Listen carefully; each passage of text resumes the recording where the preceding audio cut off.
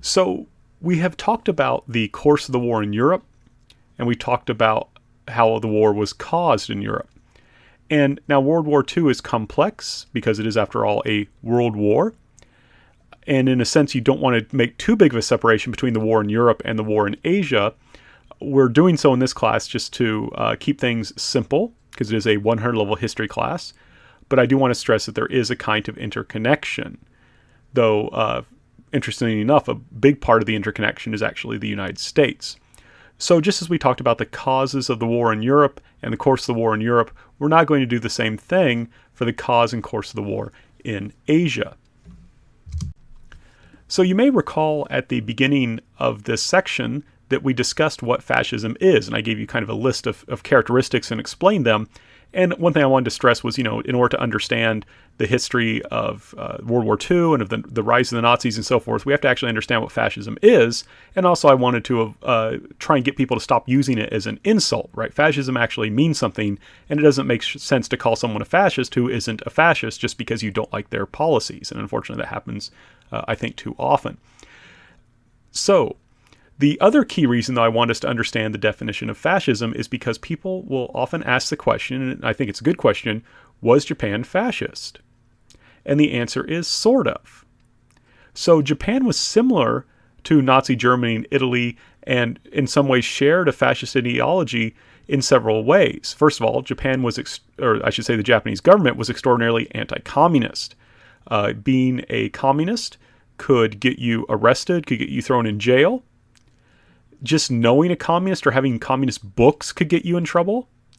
And it eventually got to the point that simply being any way connected to communism could lead to your execution. This happened only rarely, but it was true that the Japanese government rather, did shoot people who were accused of being communists. One reason Japan was so anti-communist was because of its emphasis on nationalism. Right, had this emphasis on nationalism, whereas communism, at least theoretically, emphasizes class. Right, so there's this theoretical conflict between communism and nationalism. Some people, as we talked about earlier, like Mao Zedong, were both communists and nationalists. But for our sake, fascist nationalists tend to emphasize communism as a threat because it focuses on loyalty to economic class rather than to national identity. In addition, the Japanese government was fascist in the sense that it was an authoritarian regime. It typically told people what to do, and people were told, and people did what they were told, or they risked being thrown in jail. It was also, though, totalitarian in that it tried to tell people what to do in all aspects of their lives. So to give you an example, the Japanese government attempted to ban, during World War II, it attempted to ban baseball. Baseball was extraordinarily popular in Japan, however, and so the ban failed. Right, it was considered a foreign game by some Japanese authorities, but Japanese people liked it too much. So you had this interesting kind of situation where you had an authoritarian state trying to be a totalitarian state, trying to ban baseball, but not having the power to actually enforce the ban. Likewise, the Japanese government also tried to ban perms, permanent wave, the hairdo for women, and that's a kind of totalitarian thing to do, but it failed to actually enact that. And so even though Japan tried in many ways, the Japanese government tried in many ways to be totalitarian, it was never as successful as doing that, at least if you compare it to Nazi Germany. Nazi Germany was much more successful at being totalitarian than Japan was, even though Japan tried. In addition, because this was an authoritarian, totalitarian state, there was growing state control of the economy and of society. Right? There was a growing state control of the economy and society. And we have to stress this society was increasingly militarized, right? The military would have a increasingly dominant role in the state. It would have an increasingly dominant role in the state, and people would be expected to act like soldiers.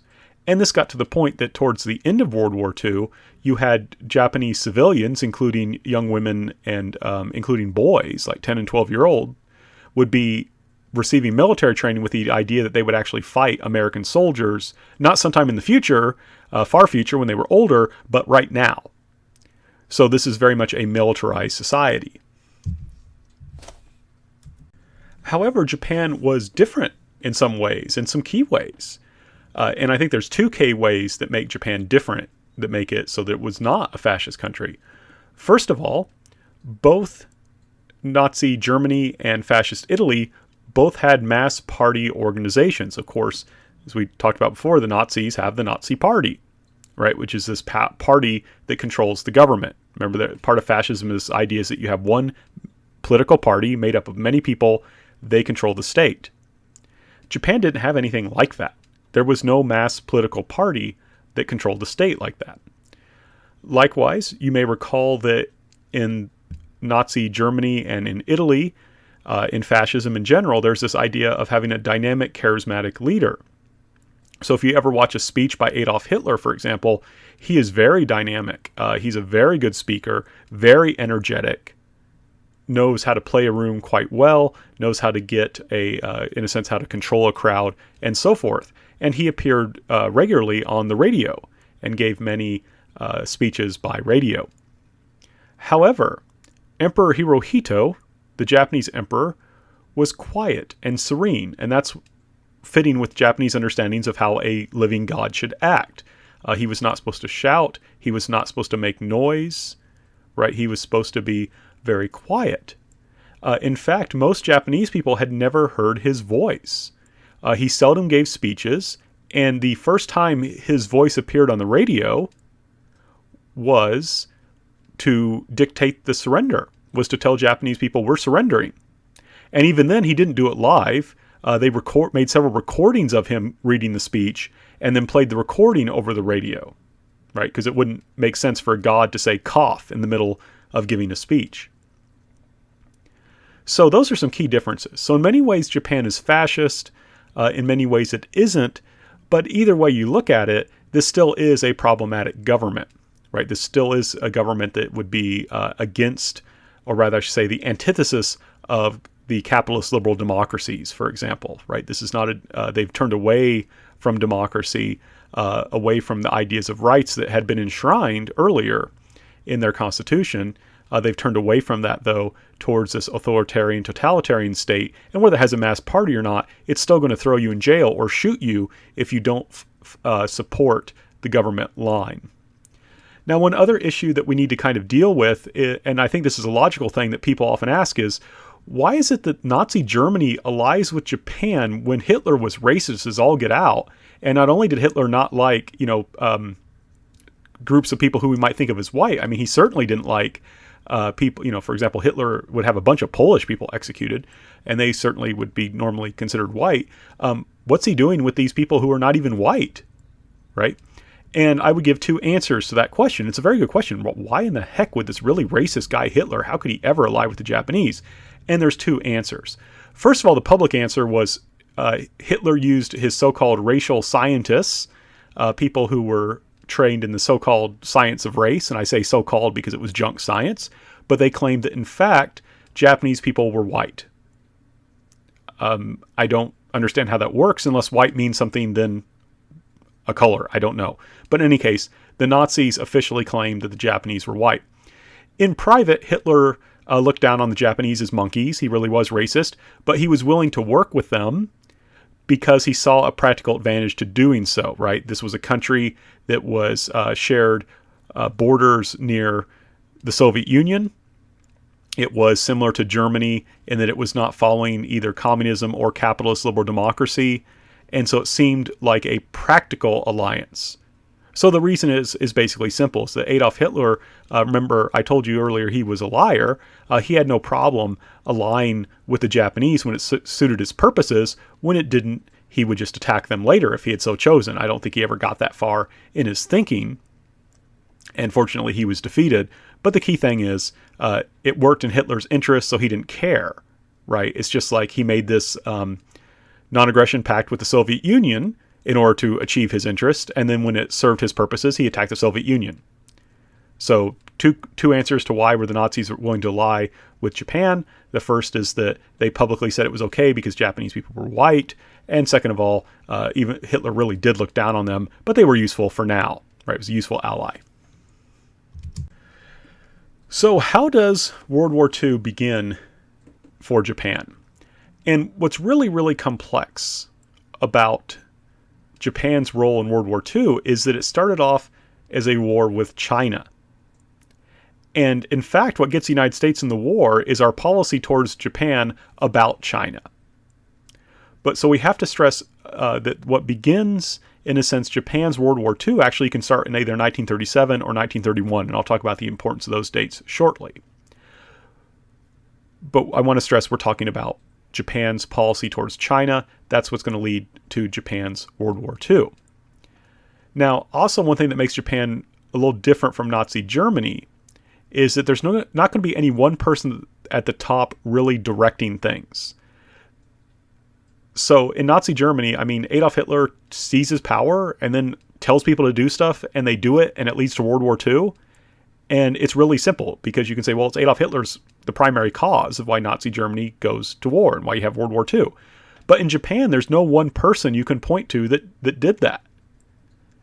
It's not really the emperor. Remember, I said the emperor was quiet. He doesn't talk much. People will do things in the name of the emperor, but that doesn't mean the emperor actually told them to do it. Right? That doesn't mean that the emperor actually told them to do it. And the emperor usually was not expected to make any sort of leading policy statement. Typically what would happen is the various government ministers would come up with a decision and say, Emperor, this is what we're thinking of doing. Is that okay? And then the emperor would just kind of give a rubber stamp, yes. So the emperor is not directing things. I do think that the Emperor Hirohito is to blame in part for World War II and for the invasion of China. I'm not going to get into that now, but I do talk a lot about that in my History of Japan class. However, you can't say he's directing things at the top, right? He's not Adolf Hitler who's telling people what to do, and they do it if they know what's good for them. Rather, in Japan and its invasion with China, the problem was that Japan's civilian democratic government was too weak. It could not control the military. Right? So again, in Nazi Germany, you have the Nazi party under Hitler seize power, and then they tell the military what to do, and the military does it. But in Japan, you've got the civilian democratic government that was elected, but it is too weak to control the military. Right? It is too weak to control the military. And the military is convinced that only expansion to obtain resources that can make the empire self-sufficient will allow for Japan's survival. We talked about this in the previous section, so this is kind of review. Many Japanese people, because of the decline of international trade following the Great Depression, were convinced as a country that needed to import many valuable and essential resources such as oil and food. Remember, Japan could not feed itself. Many were convinced that the only way that they could get access to those resources was to build an empire. Now, what's going to happen is when push comes to shove, when there is a conflict between the civilians and the military, when the civilians try to control the military, Emperor Hirohito will choose to support the military instead of democracy. For example, there's an incident where the military is trying to expand into China, and a civilian prime minister tries to tell the military, hey, don't do that. And Emperor Hirohito, instead of disciplining the military, criticizes and forces that civilian prime minister to resign. Right? So Emperor Hirohito will actually, when there's a conflict between the civilian democratic government and the military, and the civilian democratic government is really too weak to control the military, Emperor Hirohito will support the military. And what this means then is that the Japanese military will feel emboldened to assassinate civilian officials. Right? There will be large numbers of civilian officials assassinated, including high-ranking officials like prime ministers, that will be assassinated typically by soldiers, though there's a few civilians who will also assassinate high democratically elected officials. And what's striking about this is that Hirohito does not criticize this. In the Japanese system, the prime minister was responsible to the emperor, and military officers would assassinate a prime minister, and Hirohito would not criticize the military for assassinating the prime minister. So they took this as support. In addition, when the military, when the soldiers who assassinated civilian officials were taken to court, They were often given light sentences, and they received public support. So to give you an example, when there was a group of Navy officers who assassinated successfully a Japanese prime minister,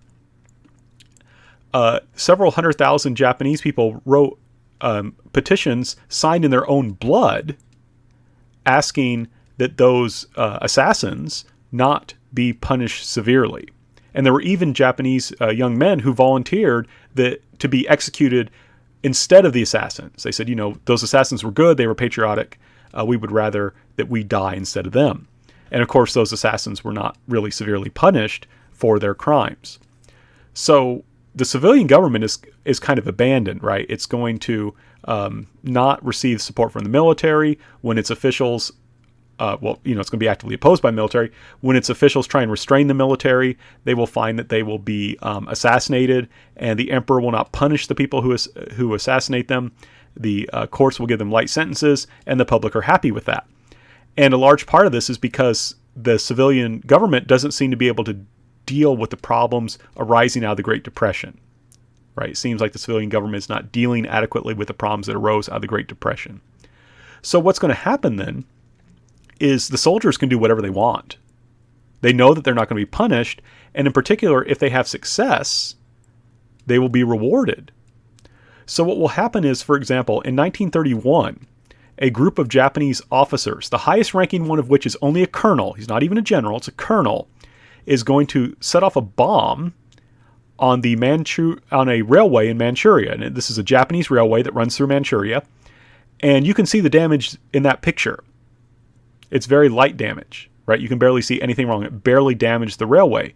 But what happens is these Japanese officers blow up a piece of a Japanese railway and then say, oops, the Chinese did this. The Chinese are bad and can't be trusted. We need to take over Manchuria because, this 1 foot length of railway got blown up.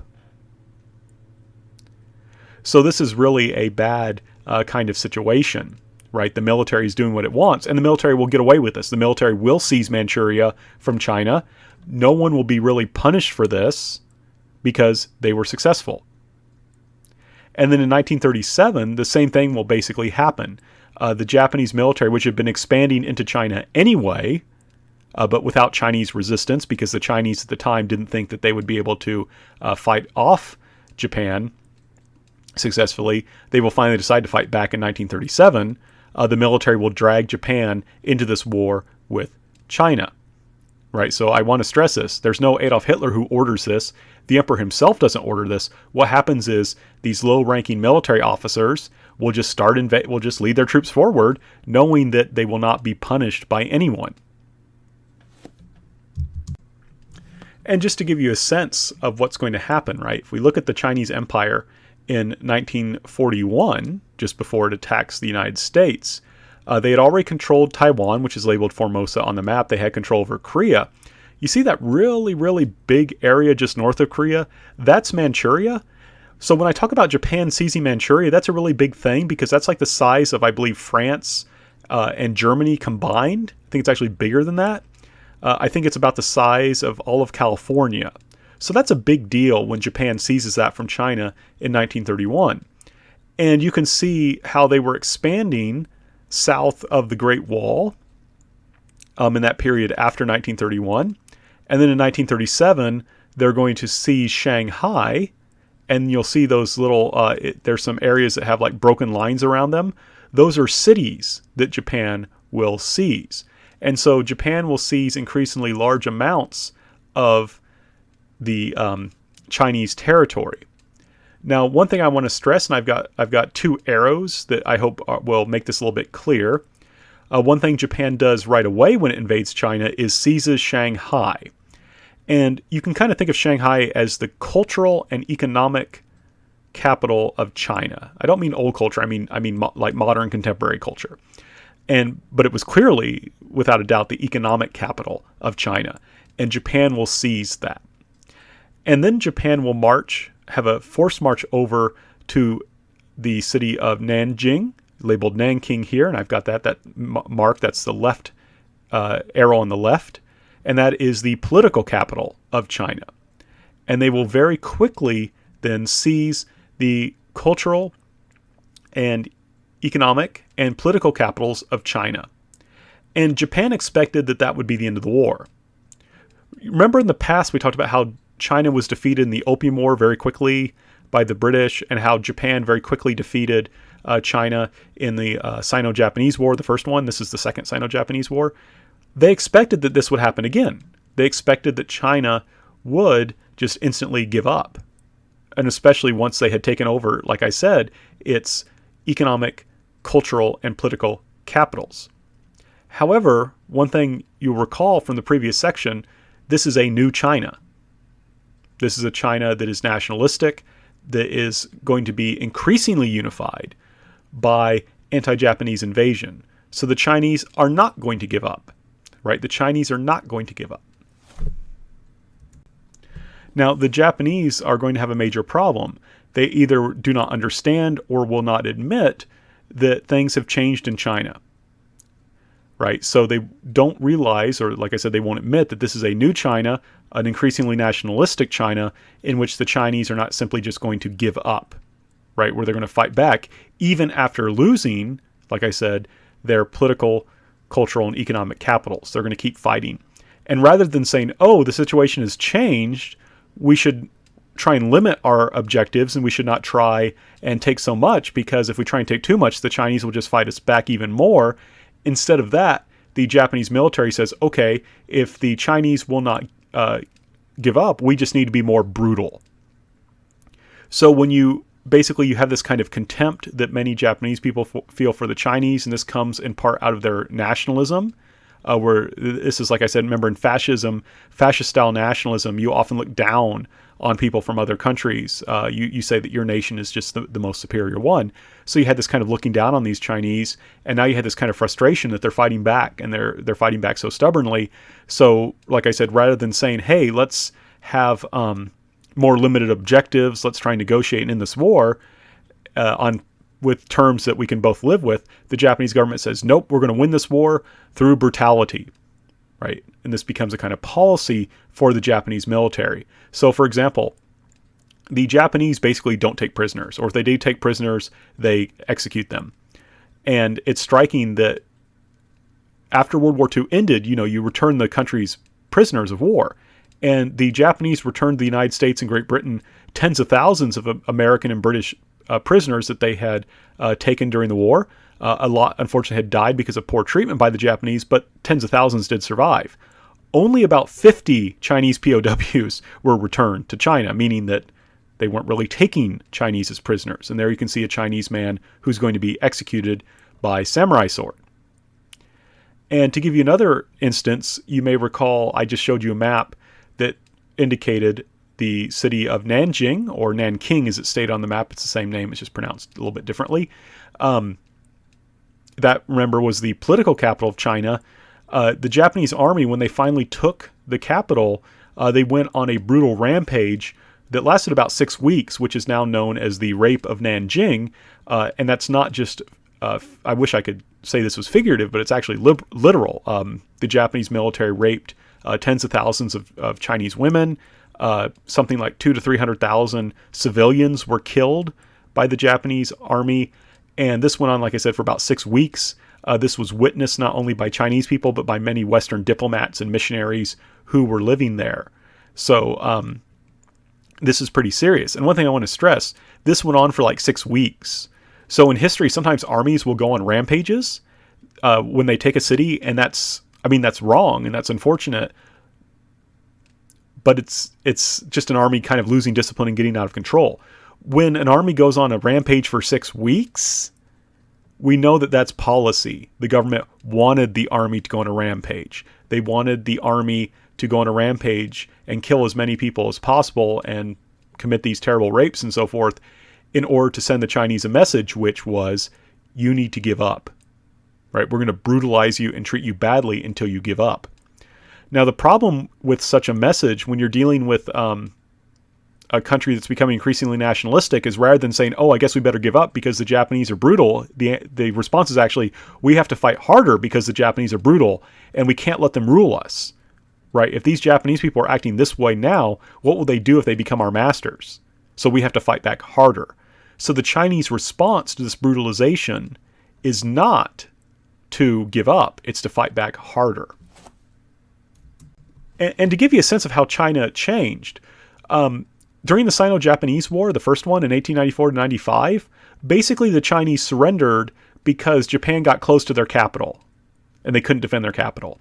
But in the new China, this nationalist China that we're talking about now, when the Japanese took over Nanjing, and despite treating it so badly, the response of the Chinese government was to just move its capital.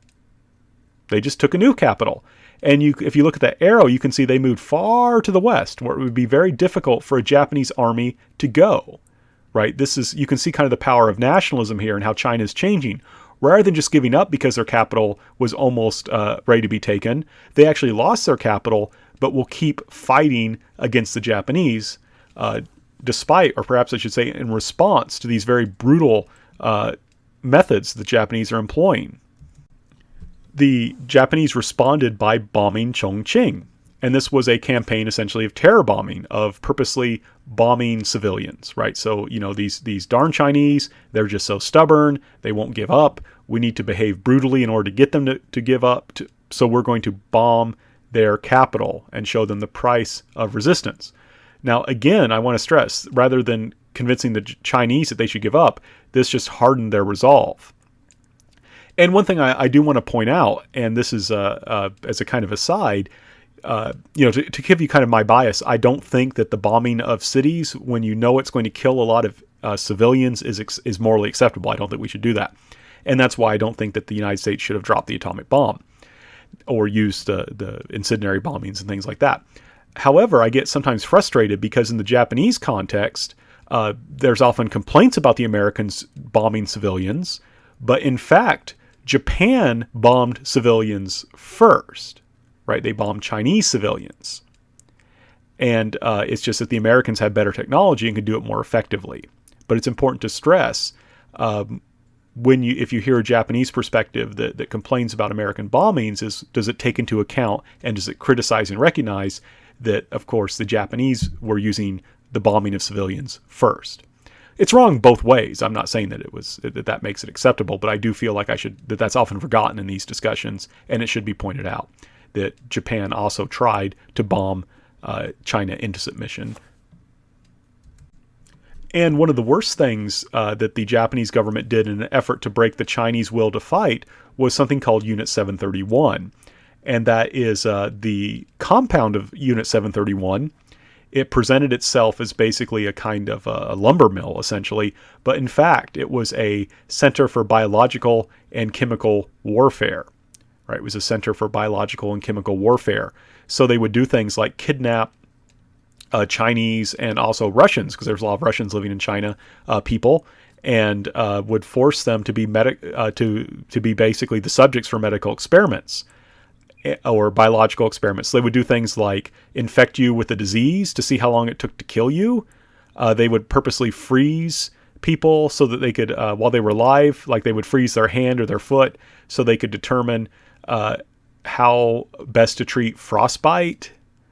They did these kind of experiments. One experiment they did was they would have a bomb and tie up people around the bomb at different lengths away from the bomb, different distances from the bomb, and they would set the bomb off to see how effective the bomb was. How far away could it kill people? How far away did it seriously wound people? How far away did it lightly wound people?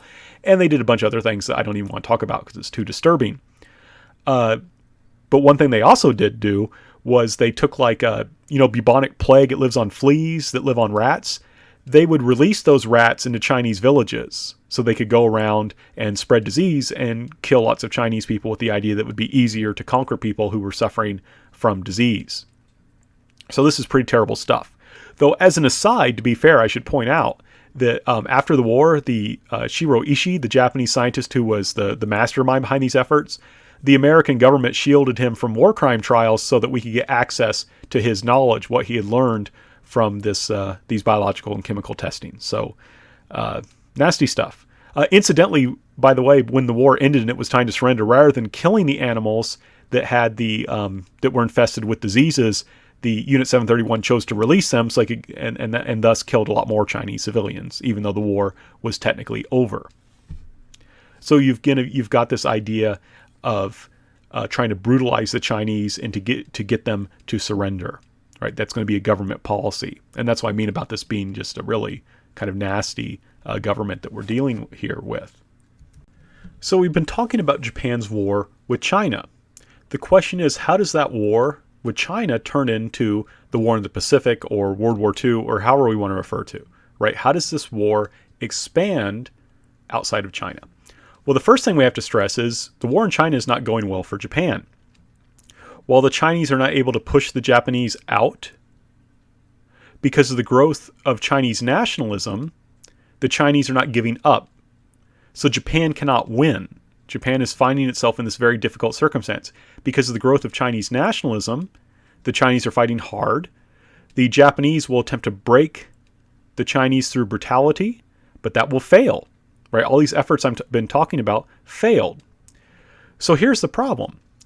Japan had actually expanded into China to get resources to help its empire survive. But now in order to win, it needs more resources, right? It needs more resources if it wants to defeat China. So one thing it's going to do is it's going to expand into Vietnam. By this time period, France has been defeated by Nazi Germany. Vietnam was a colony of France, and Japan was able to justify, based on this, and get away with being able to come in and occupy Vietnam. And it was clear to the United States that that Japan was probably doing this to get access to the colonies of Indonesia, which was a Dutch colony, and Malaysia, which was a British colony. Both those archipelagos, large island groups, you can see them, they're just south of it. It says French Indochina on the map, but that's Vietnam, Cambodia, and Laos. It was combined in one colony under the French, essentially.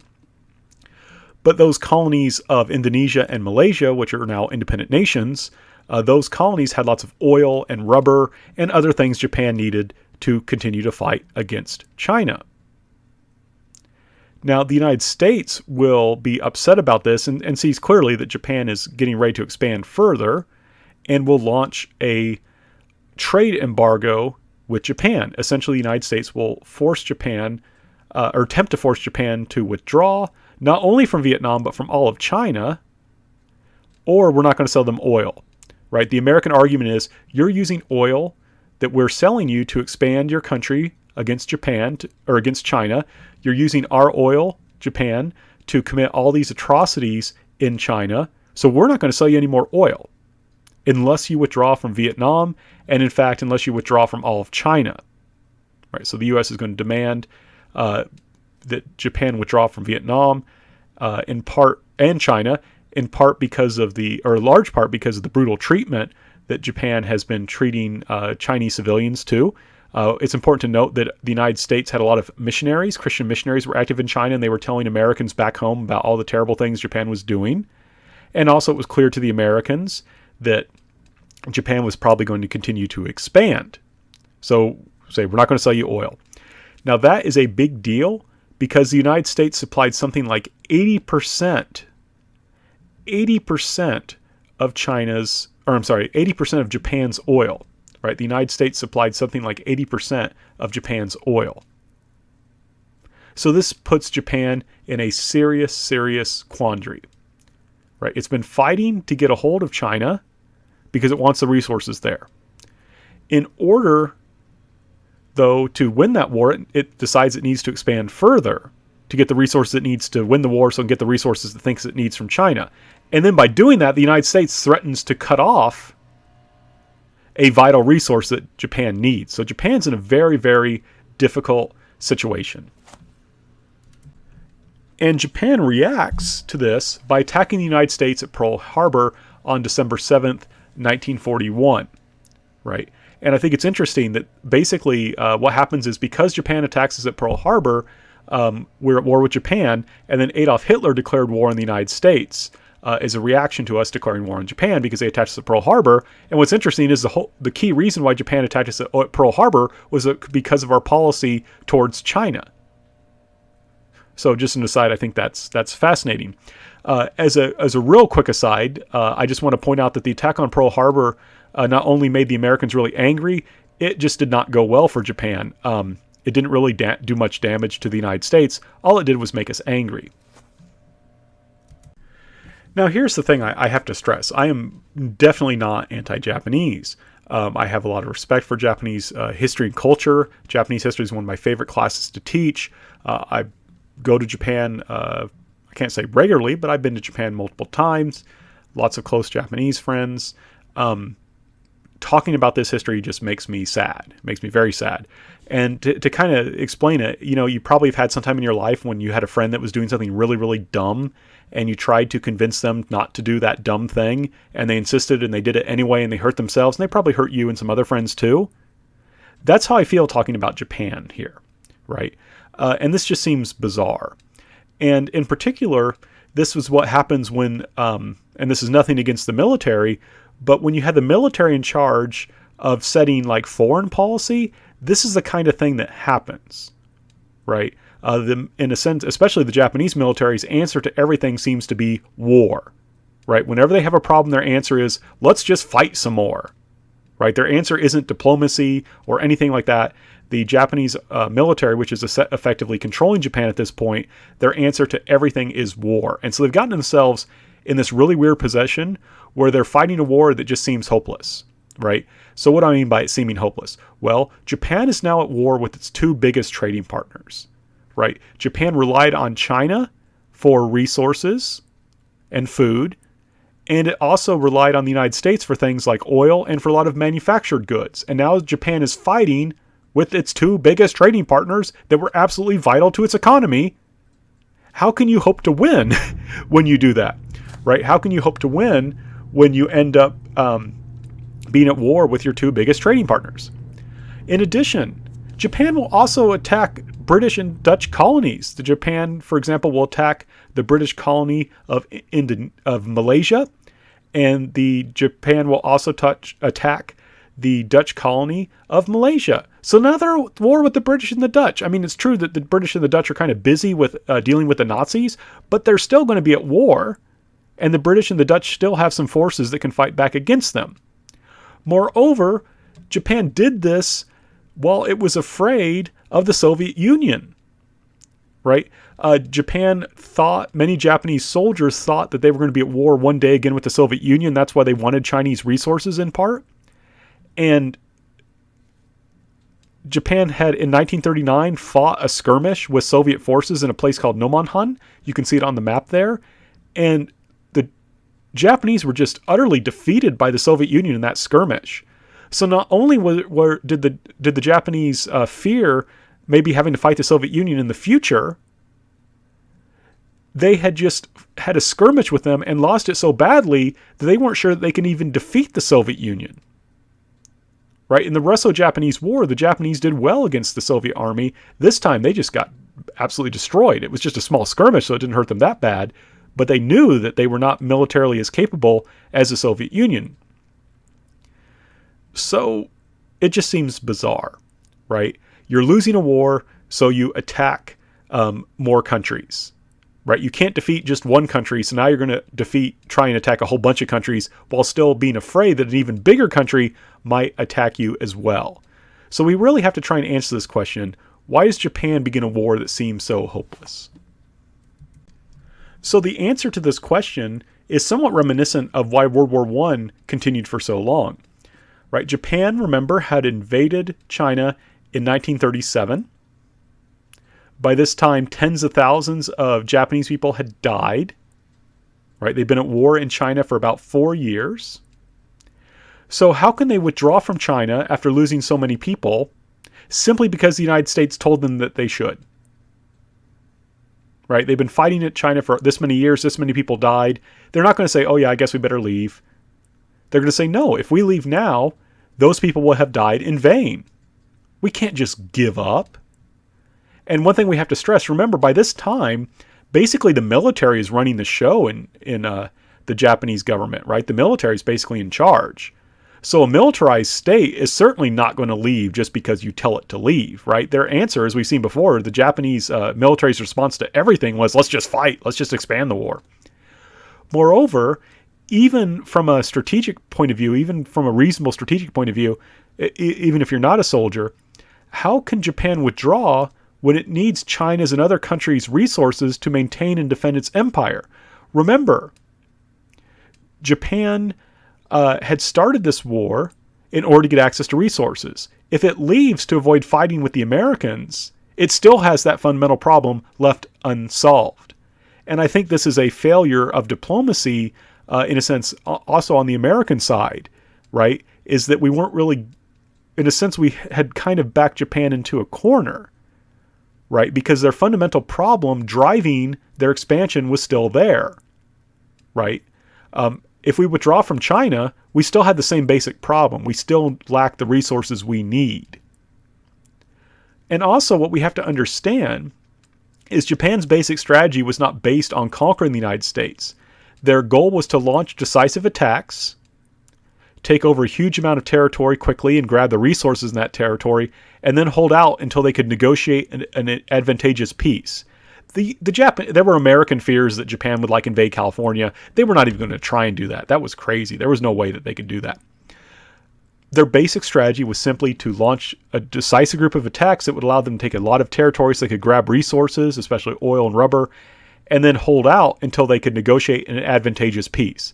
Basically make it so that the United States and other countries would say, this is good enough. We're not going to try and take back all this stuff. We're just going to make a peace just so this war will be over. And I have to stress, that's exactly what Japan's experience was in the Russo-Japanese War. Right? That's exactly what Japan's experience was in the Russo-Japanese War, in a sense, is that they fought Russia and made it so that continuing to fight for Russia from the Russian perspective would be too hard. So the Russians negotiated a peace that left Japan a victor. Right? The Japanese didn't conquer Russia. They knew they couldn't do that. But the Japanese were able to make continuing the war bad for Russia so that the Russians negotiated a peace. That's what they were hoping to do with the United States. In a sense, you can kind of think about it this way. The Japanese were not fighting to win. They were fighting to not lose. And they hoped, in particular, that the United States, similar to the Russians, would lose heart and not be able to endure continuing to fight, and would therefore basically say, okay, we'll negotiate a peace that's favorable to Japan. So in a sense, Japan is rolling the dice, just like they did in the Russo-Japanese War, and hoping that they can win. The major flaw with this problem is that the United States in 1941 is very different from Russia in 1904, right? Remember, Russia was a semi-industrialized economy that was fairly weak. It hadn't undergone these revolutions we've been talking about, whereas the United States was the largest, most powerful industrialized country in the world and is not simply going to give up.